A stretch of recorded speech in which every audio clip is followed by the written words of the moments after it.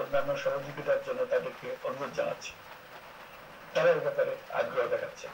তাদের কাছে আমাদের প্রস্তাব ছিল প্রণয়ন করে দ্রুত পাঠানোর ব্যবস্থা নিয়েছে। তাদেরকে অনুরোধ জানিয়েছি তারা যেন পরিস্থিতির কারণে অতি দ্রুত অর্থ ছাড় করার ব্যবস্থা নেই।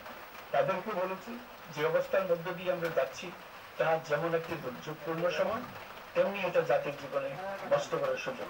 এই সুযোগটি যেন আমরা পূর্ণভাবে কাজে লাগাতে পারি, সেজন্য তাদের সহযোগিতা চেয়েছি। এই গণ অভ্যুত্থানে বিদেশি অবস্থানকারী বাংলাদেশিরা অত্যন্ত গুরুত্বপূর্ণ ভূমিকা পালন করেছে। জাতি তাদের অবদান বিশেষভাবে স্মরণ করবে। নতুন বাংলাদেশ গড়ার কাজে আমরা তাদের অংশগ্রহণ চাই। আমাদের লক্ষ্য হবে ভাষণ সবাইকে মন দিয়ে শুনতেছে, জাতির উদ্দেশ্যে ভাষণ দিচ্ছে।